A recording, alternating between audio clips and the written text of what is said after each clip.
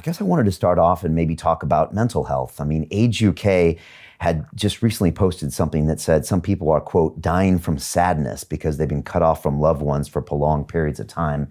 What are you seeing our elderly population struggle with from a mental health perspective, over the last 6 months of the lockdown and COVID, et cetera? In short, it's social isolation.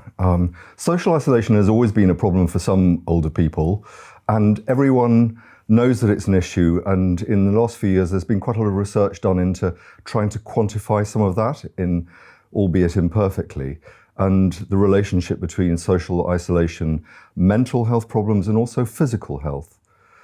It all kind of ties up, but what the pandemic has done and lockdown has done is to magnify all those issues. And now we're over 6 months after the initial lockdown. A lot of older people are still stuck at home, whether they're shielding or just stuck at home, and they may be for a whole year, and that is really worrying.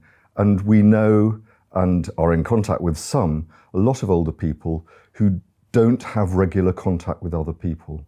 And of course, there's no touch, there's no hugging of family members, and there's grandchildren. You mentioned your own experience. A lot of older people live for their grandchildren. And a friend of mine said a month ago when the schools were going back, who'd seen her grandchildren over the summer, he said, "Should I stop seeing them now they're going back to school?"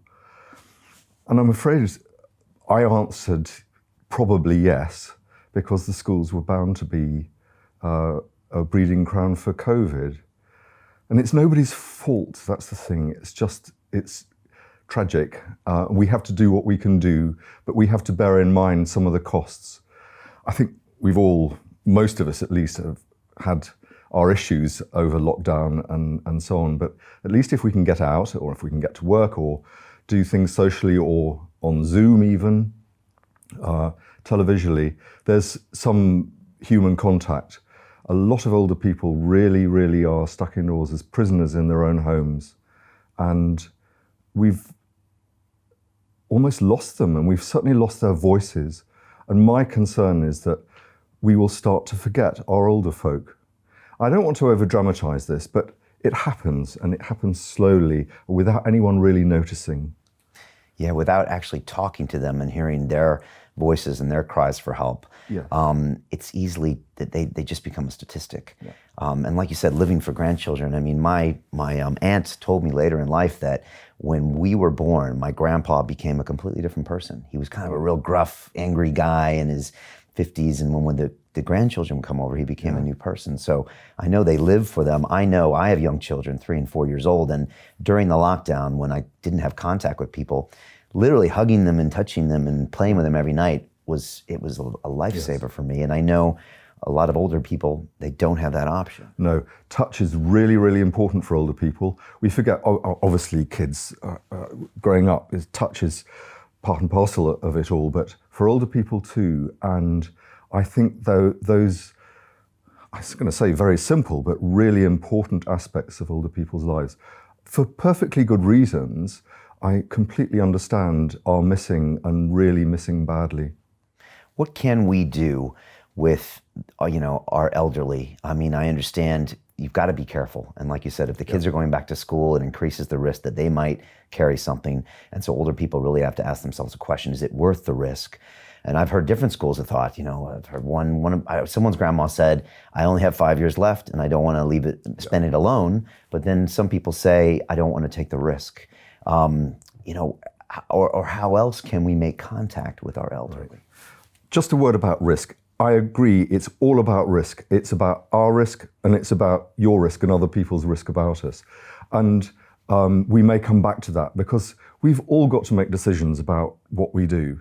Before I came here, I established that was a good ventilation system, and I can feel it on my face. So that's reassuring that I'm in a safe space. But that was my risk assessment, and obviously you and all your staff too. And everyone has a choice about what they do and about what they're prepared to do. And I can completely understand that lady who said, I haven't got long to live, I'm not gonna do this. And that really is her choice, as long as she doesn't cause a risk for somebody else. And that, of course, is crucial. Yeah. So each person has to make their own individual risk assessment. As far as keeping in touch is concerned, I think whatever helps and whatever anyone can do. A lot of Age UKs and now a lot of mutual aids as well are doing friendly phone calls. My local Age UK got some funding for a telephone befriending service, Call Chat Care, it's called. And I hope that we can carry on the funding because that's vital.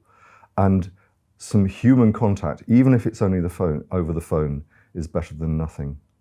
I know a lot of neighbours will do shopping for the elderly neighbours, and a suitably distanced doorstep chat is not a problem. But again, it's all at a distance and it's for short periods of time. But actually that's really important, and it may well be the highlight of somebody's day, even of their week. I must correct you on one thing. I'm not a specialist in older people. I was a general practitioner, but I had a special interest in older people. And I so remember the first time I remember an older person sitting in my consulting room, and it dawned on me that they hadn't spoken to anybody else that week. I was the first person, and it was a Wednesday or a Thursday. And I was so shocked. It was many years ago now, but I remember that was such an important moment for me of realizing what some old people have to live with and live without. And of course, it's all magnified now.